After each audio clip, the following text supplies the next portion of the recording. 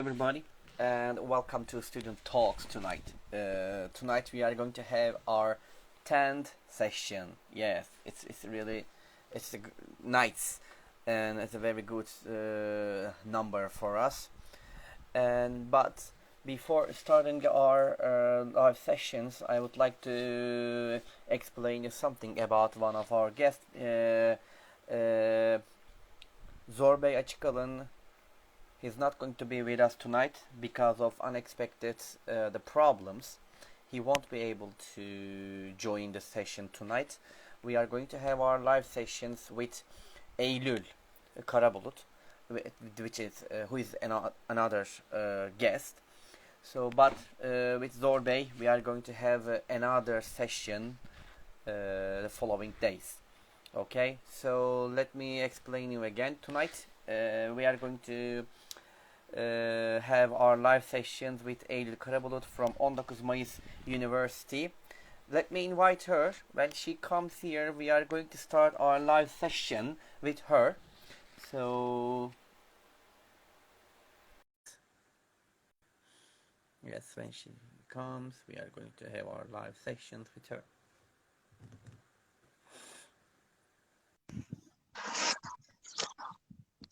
Yes, I think Eylül is here. Yes, Eylül. Hello, Eylül. Yes, hello, John.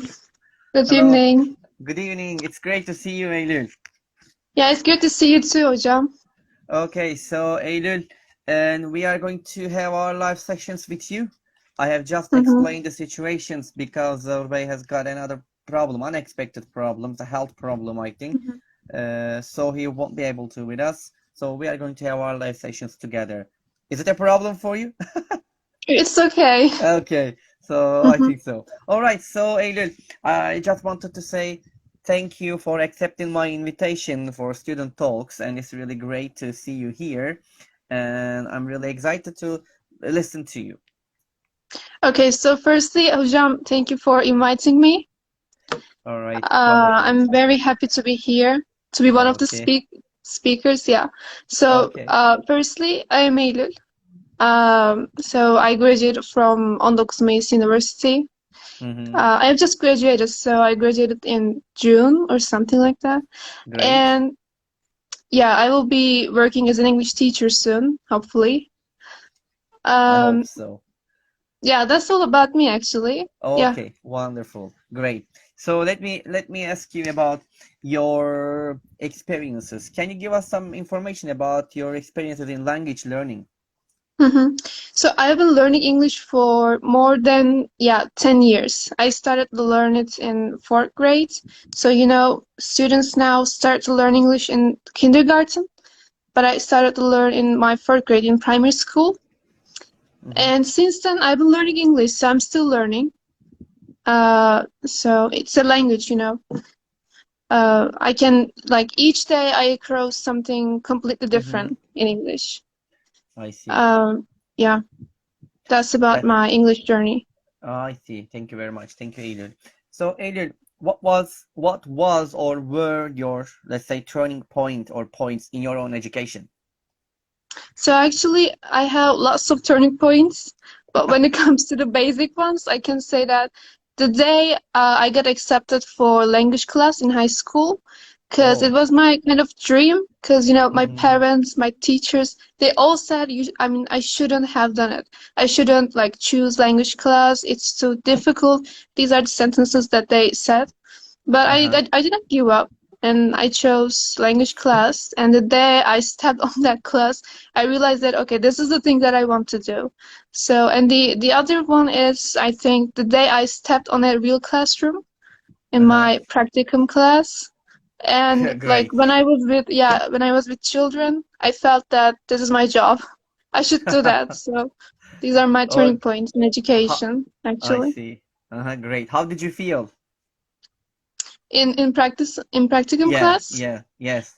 Oh my God, I was really excited because they were like 6th graders, and they were really, energetic, and I felt like, okay, I can do it. Like, all the materials and the activities came to my mind during the class. But I felt really excited. But at the same time, I felt like enthusiastic to teach something. It's a wonderful. I can imagine that feeling. It's a really great feeling when the first time you step into the classrooms and you become, really, excited. Great. Okay, Eylül, let's move to another question. Eylül, do you feel that you have learned how to read and listen in terms of language skills? So actually, I didn't, because Great. I'm still learning how to read something. Like, Uh-huh. they didn't teach me this, the strategies to read something or while we're listening. Like, Uh-huh. I don't know, like they just said you should take notes. For example, when I was in like secondary or maybe primary, the year that I started to learn English, Uh-huh. and I still don't know how to read properly, like in English or listen. I mean, I don't know the strategies in terms of teaching. I know how to teach them, but when it comes to my own learning process, I still have problem. I see. I see. Thank you. You still have problems. And hope you find a solution about it as soon as Yeah, I'm possible. trying to find my own strategies to, listen or Great. read. I see. It's wonderful. Thank you. Thank you, Eylül. Let's move to another question. Eylül, can you describe a good example of a learning environment in terms of English classes? Mhm. So we all use that term, like engaging class.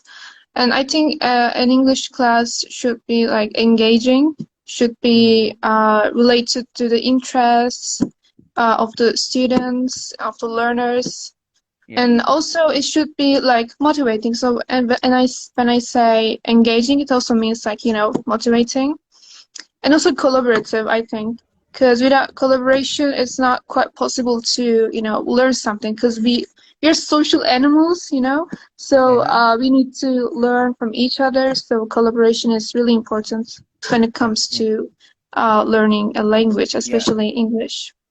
So English. I see. engaging, collaborative, and yeah, that's it, Mm-hmm. I think.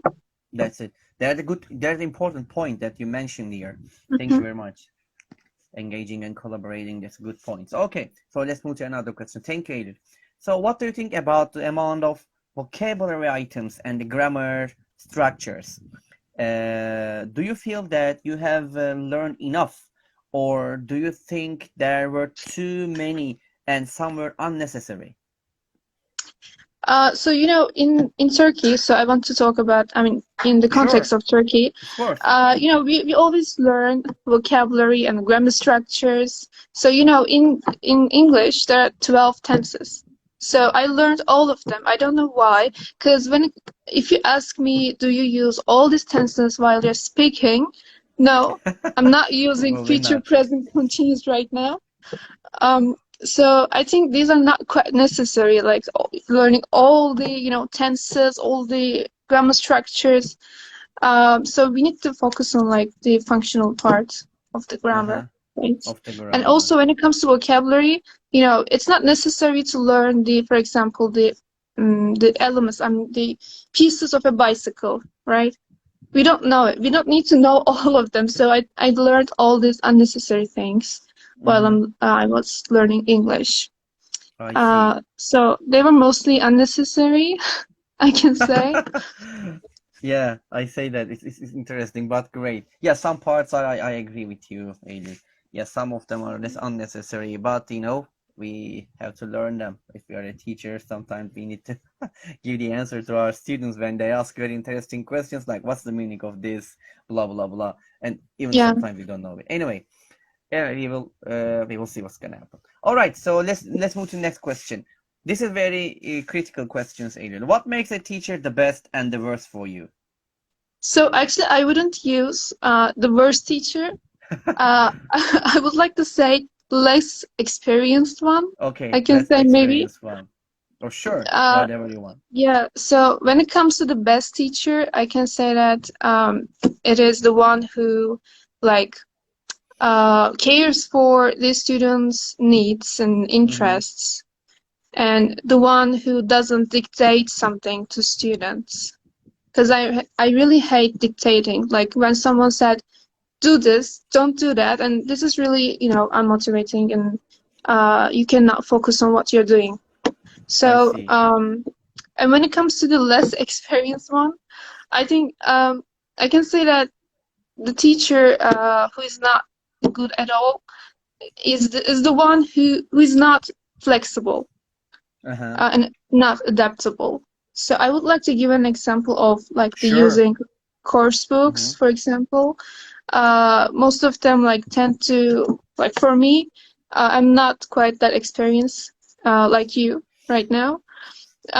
But I can say that Thank you. the teacher who's not like good at all um, is stuck with the, for example, course books. It's not, but I mean, what I mean by flexibility or Mm-hmm. like being adaptable means that the teacher should not be stick up with this course book. Like he or she should be able to add different kind of materials, like Uh-huh. activities, unique to himself or herself.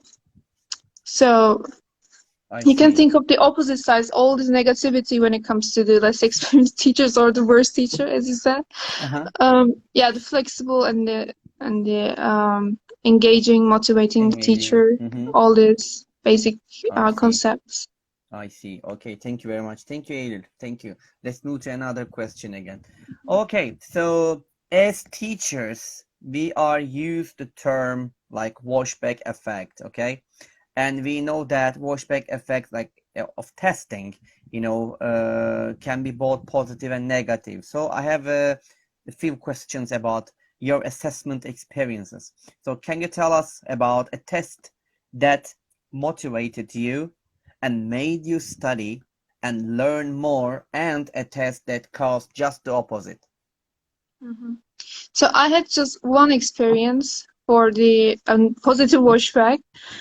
When I was in the first year of high school, my teacher used an assessment which was based on the basic skills like listening, speaking, reading, and writing, and it was the first time that I was exposed to that kind of assessment, and like I got assessed in terms of speaking and the listening instead of just filling the blanks or choosing the right answers from the multiple choice items. Mm-hmm. So when I got assessed like that, I got really motivated to, improve my speaking, for example, and the listening. But it was just the first time and the last time that I got assessed like that. So I the other see. assessment tools were not good at all. I'm very Mm-hmm. critical, sorry for that, but I need to be, No problem. realistic.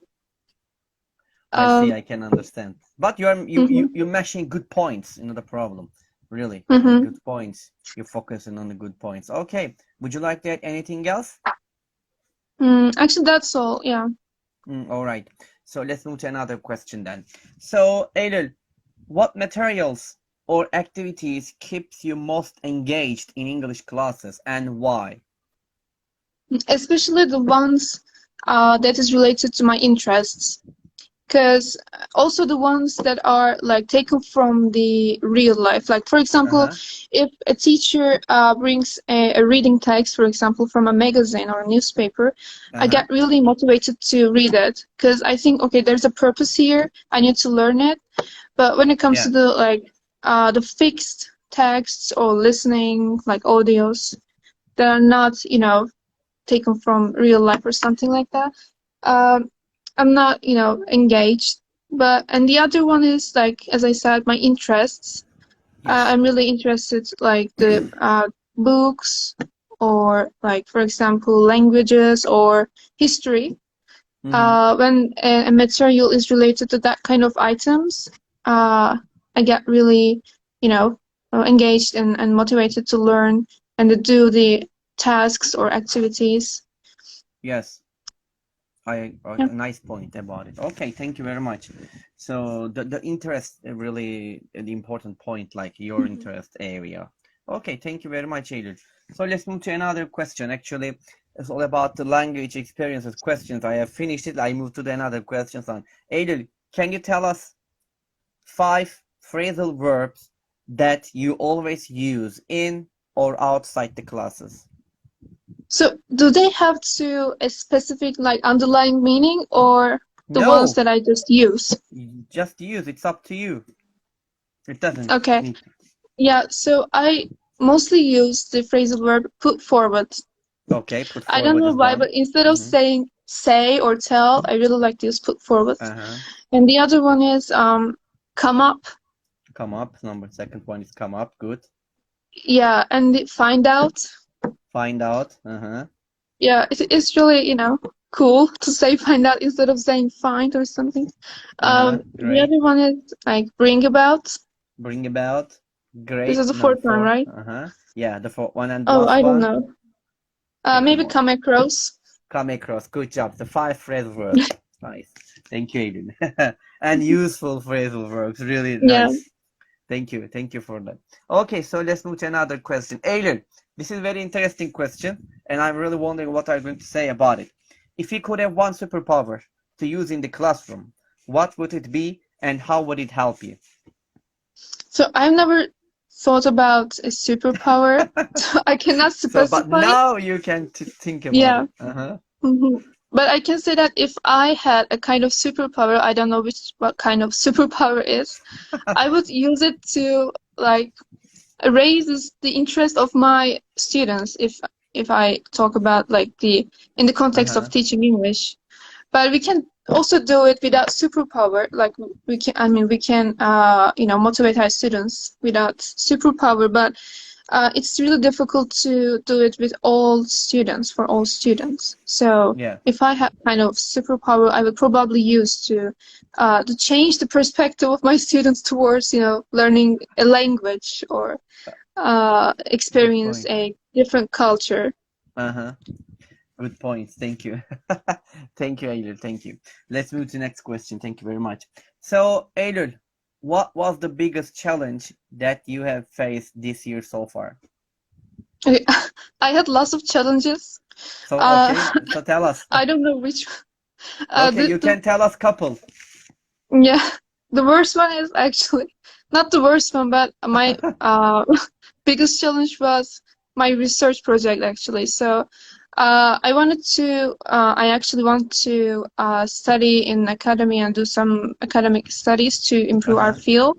So I applied for a research project and I decided to try myself. Like I decided to see whether I could do all this procedure or not, and I could like whether I could deal with all this process.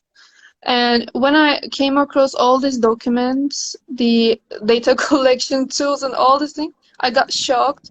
And it was the, worst. I mean, I felt really excited at the same time, but I Mm-hmm. felt like sad because I thought that I couldn't do it, but then I achieved at the end. Uh-huh. But it was my biggest challenge in this year to deal with all this, like the process of collecting data and interviewing and researching, reading articles. But Mm-hmm. except for that, like it was my final year. So as I said, I had practicum class. We had to prepare materials and we had to at the same time study the other theoretical lectures. Uh-huh. Um, so yeah, these are the ones that I can mention I right see. now. It's a great, nice challenges that you had, huh? Yeah. This year. It's great. Yeah, I really agree with you about the collecting data about a kind of project. It's really hard to do it. I think that's Mhm. the most difficult and the hardest part of collecting data from somewhere and together. I see. Okay, thank you Yeah, very it is much, very Eylül. difficult to find Uh-huh. people to like collect data, especially. Okay, thank you very much. Yes, let's move to the next question. Can you tell us again 5 adjectives, okay, that describe an effective language learner? Okay. Actually, an effective learner, I think, is the one who is consistent. Mm-hmm. Uh, Good. because it means that like not giving up and learning from mistakes and keep going. I And see. Mm-hmm. also, an effective learner for me is the one who is organized, because I Nice, really nice point. give importance to being organized. I don't mean like you shouldn't plan your day like minute by minute, but maybe you can just write the things that you have to do in each Mm-hmm. day. It can really help while Yeah, learning a language. I see. And Uh-huh. also the The one third who one? is I need to think, really. Sure, take your time. No problem. Think Yeah, about it. I think, yeah. Maybe I can say that the one who is flexible, Okay, because flexible.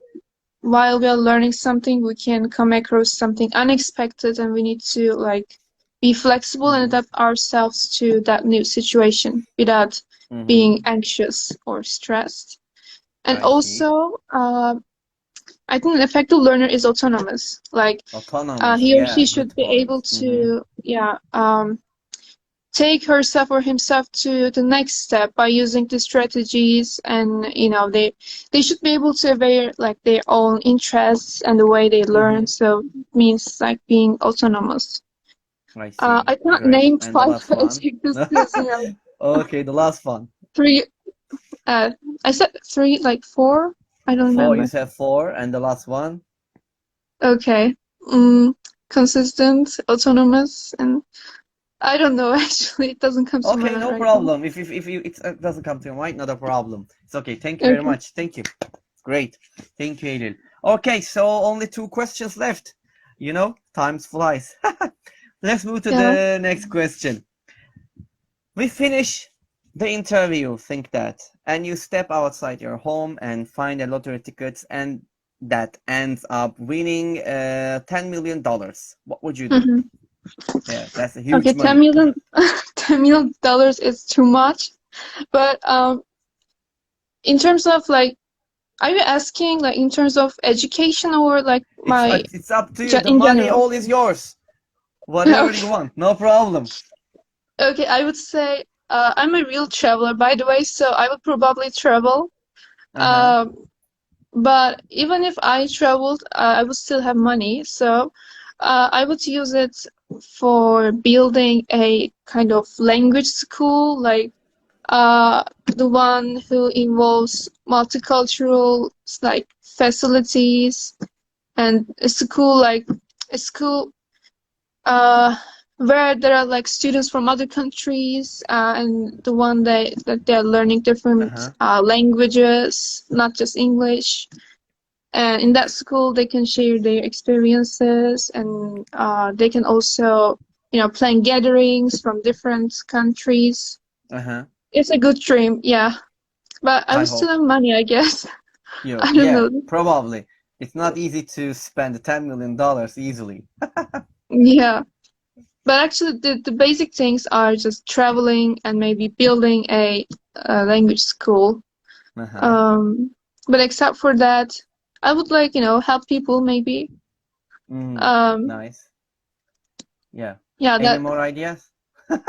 no. Any idea? No, that's all. Okay. So, and the rest you can, I think, spend for yourself. Okay, thank you very Yeah, much. And here is the last question. Are you ready for it, Eylül? yeah. I Okay, was really so fast, so okay. no, the point is that actually it takes more time to do it, but as you know that, because of Zorbey's Mhm. situations, we can't, make it with him, so that's why. All right, so here is the last question. What is your motto? Okay, I have two mottos, so maybe I can combine them. Of I course. can present the combination of two. So the first one is like uh, focus on the process instead of focusing on your ultimate goal, because the small steps that we take in each day uh, are the ones that take us to the ultimate goal. And also, Mm-hmm. like, we should focus on, like, we should rely on our mistakes, our failures, instead Uh-huh. of avoid making them. Because in each day, I mean, as I said, this in small steps that you take each day include like mistakes and failures. So Yeah. if you rely on them, it also, I mean, they also lead you to your ultimate goal. So the process and the importance of making mistakes. Mm-hmm. I see.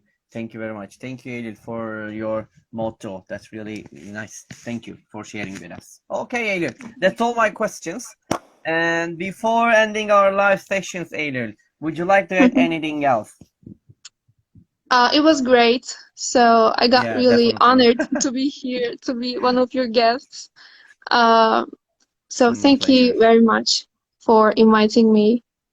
Okay. You're It was welcome. You're great. welcome, Eylül. Thank you very much. Okay, and I just wanted to say one more time, thank you, Eylül, to being with us tonight. That was really nice, and we had a chance to learn your ideas and about your language adventure or other questions.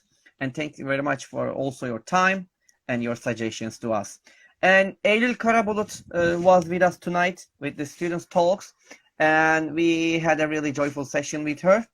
And next week, we are actually not the next week. This is actually I was planning to end with this session to the student talks. I was planning that this session is going to be our last student talk sessions, but we are going to have one more session with Zorbey Açıkalın because he couldn't be with us tonight because of unexpected problems that he has actually, sorry. So we are going to have another session with him as soon as possible, maybe in a couple days. So until the next student talks, take care of yourselves wherever you are. Good morning, good afternoon, good evening, and good night. And until the next time, bye-bye. And bye-bye, Eylül, and peace, Thank everybody. you. Good Bye-bye. evening. You're welcome. Good evening.